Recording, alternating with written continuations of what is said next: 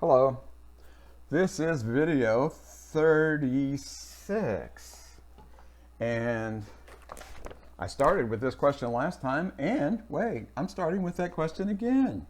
Why? That's a 6. Because that's so involved. How do we rotate a mini tree? It turns out this is a picture drawer's dream come true. I guess one way to think of it. The answer is that there are actually 4 cases. They were listed textually at the bottom of the screen down here, I believe. Ah, yes, I remember it well.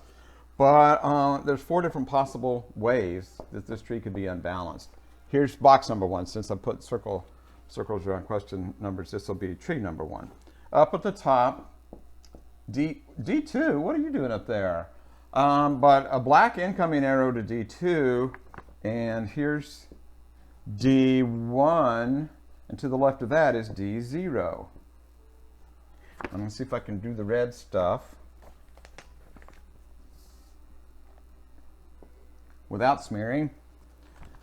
D1 and D0 are our 2 bad boys, bad girls. They're the 2 red nodes in a row. They're going to have to be shuffled around. And they could very well have huge non-trivial subtrees. T0, T1, T2, T3. I'm going to call this left-left, LL. Give it a short abbreviated name. This is the before picture for case LL, when I've got 2 left. Now all of this is inside of, no, not all of it, not the subtrees and triangles down here. This is where D2, D1, and D0 are all 3 together inside a red box, our now we know imaginary red box, but we've got this unbalanced state of the mini tree, so we can't leave it like that. On the way back up the tree, as we're coming out of the recursion, we need to turn and look around and see if we've got an unbalanced tree behind us that needs to be shuffled around. This is one possibility of that. This is possibility number 2. And again, these are actually in no particular order. D2 might still be at the root. It could still be there. And on the left, it might have D0. Well, let's think. Let's think if these are actually data values. That's a 2. 0 is less than 2, of course it is. And then if 1 got inserted after that, 1 would be the crooked one. It would be down here. Because 1 is less than 2, but it's greater than 0. So I'm not just making up these before pictures. They actually make sense. Here, 2 is greater than 1, so 1's on the left. 1 is greater than 0, so 0's on the left. There. Now I'm caught up. We've got crooked arrows. All of that part right there that I've just now drawn, all of that would be in the red box together if I had a full-blown picture of the tree here. And the kids would be distributed as so. Still in the same order. They could even be the same subtrees, believe it or not. T0, and then, well, its right child is D1, but D1's left child is T1. D1's right child is T2. And D2's right child is T3. The subtrees, you'll notice, they're always the same order, left to right. T0, T1, T2, T3. Same thing here. And if I've got room, if I didn't draw these too bigly, I'll try to allocate room. I'll have room for 4 than I do for 3. Here's case number 3. Oh, I didn't give this one its nickname. This is left, right, LR. And let's do RL. This time D0 gets to be the king of the hill. That's the black node at the root of the Mini-Bst inside the non-existent red box. Has D2 as its right child. Have to squeeze them together a little more. And D1 as the left child. And again, quick parity check here. 0, if that got inserted before the others, then 0's less than 2, so 2 went to its right. And then 1 is greater than 0, but less than 2, so it went back to the left. And I bet you could do this without me even telling you, but we do the same for mini, not mini, but they could be maxi. Same for subtrees, T0, T1, T2,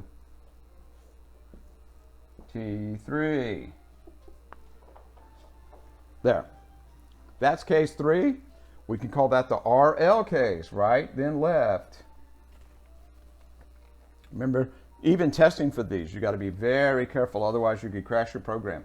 with reference to a garbage pointer or a 0 pointer in the case of an external node.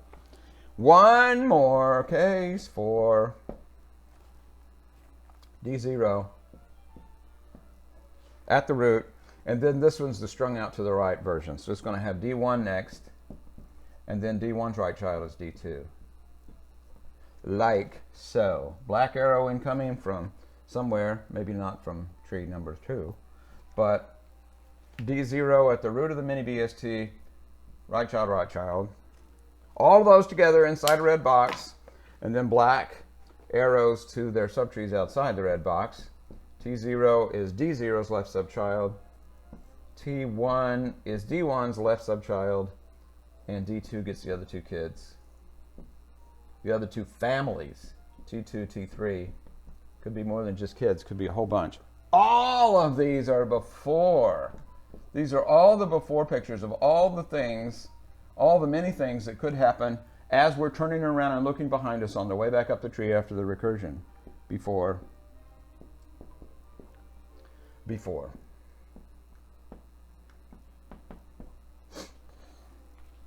Got that? Aren't they pretty?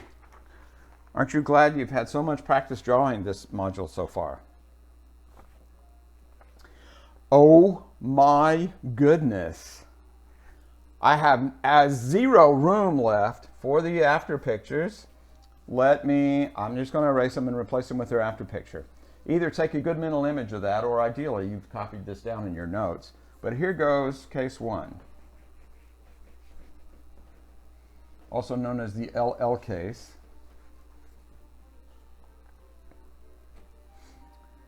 After, if I've got room for it, after, when we balance that, the middle child moves up and becomes a root, so this will be D1 at the root.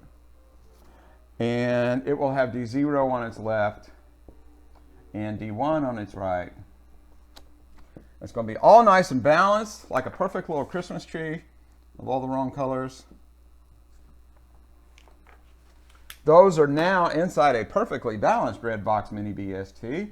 And the kids, I'm even going to make those look perfectly balanced across the bottom. This is just a well-balanced little family here. T0, T1, T2, T3.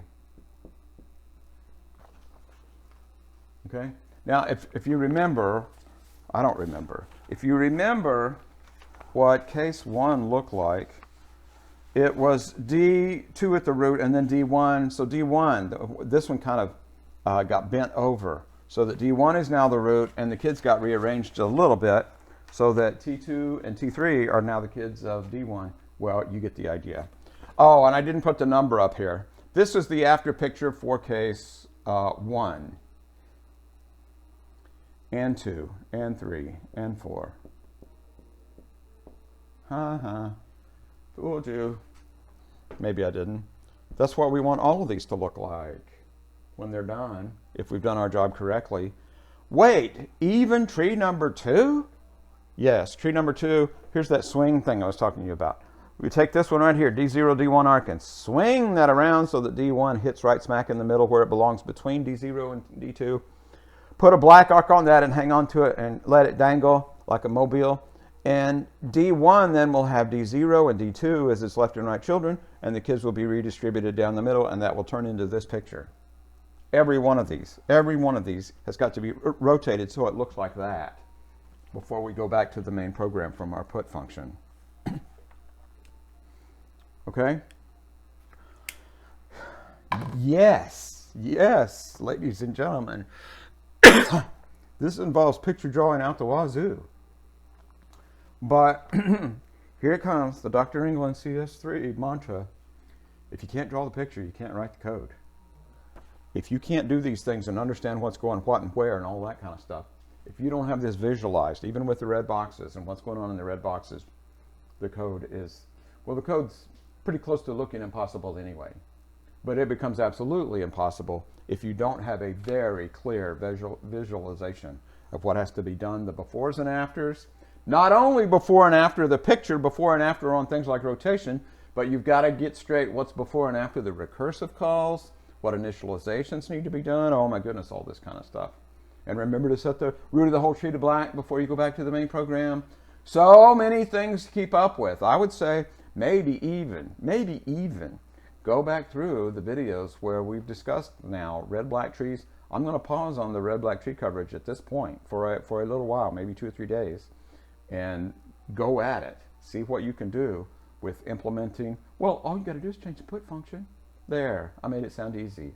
You got to do all this stuff in the new put function. And I will be manning Zoom like there's no tomorrow, waiting for people to show up during office hours. But get as early a start on this as you can handle, please. And I'll see you online.